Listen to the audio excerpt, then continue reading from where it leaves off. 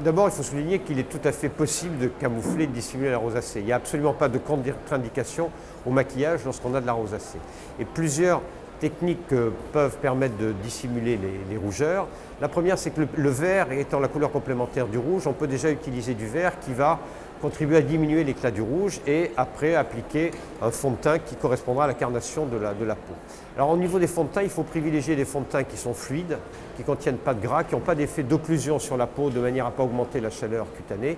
Et donc toutes les poudres libres ou les fonds de teint très fluides conviennent très bien aux patients qui ont de la rosacée.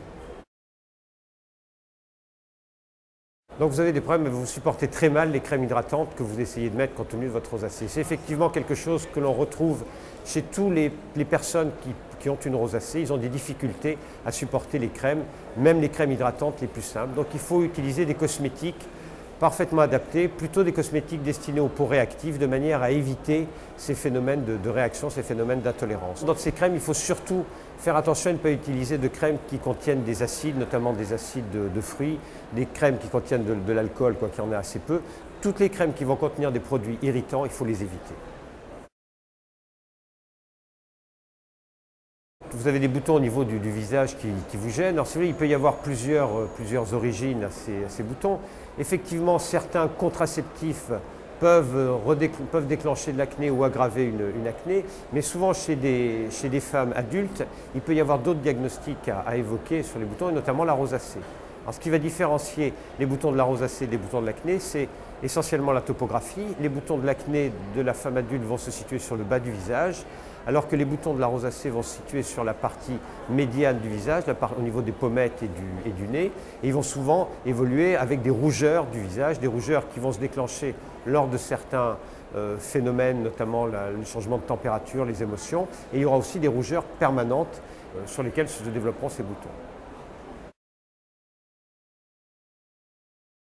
Ces rougeurs qui apparaissent, qui vous gênent, c'est dans certaines circonstances, je pense. C'est-à-dire que c'est surtout des rougeurs et des sensations de chaleur lorsque vous arrivez dans une atmosphère qui est très chaude, en venant par exemple de l'extérieur, lorsque vous vous retrouvez dans un univers un petit peu confiné ou que vous êtes un peu stressé. Donc à ce moment-là, vous avez une sensation de chaleur qui est difficilement supportable, une rougeur du visage.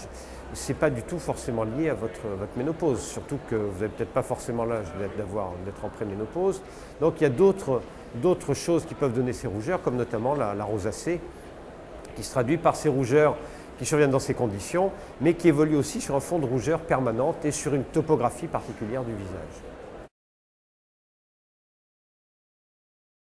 Alors, il n'y a pas de relation directe entre rosacée, hygiène et propreté. Ce n'est pas parce qu'on a de la rosacée qu'on est sale, qu'on ne se lave pas. Et il n'y a absolument aucun rapport. La seule chose qu'il puisse y avoir, c'est que certains soins d'hygiène trop agressifs, trop détergents, vont aggraver la rosacée, vont notamment aggraver les rougeurs, parce que les peaux qui ont de la rosacée sont des peaux réactives, et donc ils vont mal supporter les soins d'hygiène trop astringents, trop décapants. Alors il faut avoir une hygiène normale, c'est-à-dire se nettoyer la peau matin et soir, mais en privilégiant des choses très douces. C'est-à-dire que notamment dans des régions où l'eau est très calcaire, peut-être éviter l'eau du robinet pour se laver. Si vous êtes dans des régions où l'eau n'est pas calcaire, pas dure, utilisez à ce moment-là de l'eau, mais des savons sur gras, des savons doux, des pains sur gras de manière à éviter un effet astringent du savon. Sinon, utilisez des laits démaquillants ou des lotions adaptées aux peaux réactives. Alors la rosacée est une maladie qui peut évoluer, mais ce n'est pas une évolution stéréotypée. C'est-à-dire que ce n'est pas parce qu'on a des rougeurs du visage qu'on va forcément aboutir un jour au stade 4 de la rosacée qui fait peur. Ce stade 4, il faut le souligner, il est rarissime. Donc la rosacée, ce n'est pas une évolution obligatoire. On peut commencer tout à fait la rosacée par un stade, qui peut être un stade 2 ou un stade 3, sans passer par le stade 1. Donc il n'y a pas une évolution obligatoire vers l'aggravation. Certains facteurs vont effectivement aggraver la rosacée. Dans tous les facteurs qui aggravent la rosacée, certains sont difficiles à éviter. Par exemple, il est très difficile d'éviter les changements de température, d'éviter les pièces chaudes. C'est vrai que les gens qui ont de la rosacée vont se sentir mal dans ces conditions, mais ce n'est pas toujours très facile à éviter. Par contre, il y a des choses que l'on peut éviter. On en a parlé, les soins d'hygiène trop décapants, trop agressifs. Il faut aussi éviter les repas trop abondants, épicés, parce que certainement on va aussi déclencher des poussées de rougeur.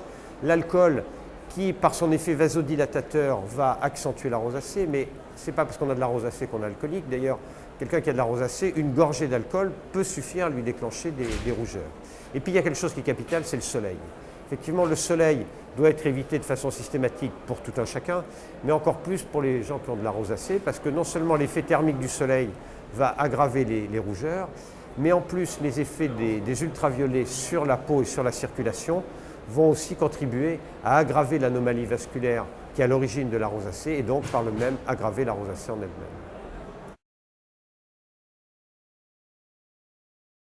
Je ne veux pas vous dire que vous n'allez pas guérir, c'est-à-dire que vous allez avoir une nette amélioration de votre état cutané, de votre apparence. Par contre, on ne va pas guérir la cause de la rosacée, qui est une anomalie vasculaire au niveau de la circulation, et cette cause, on ne la corrige pas.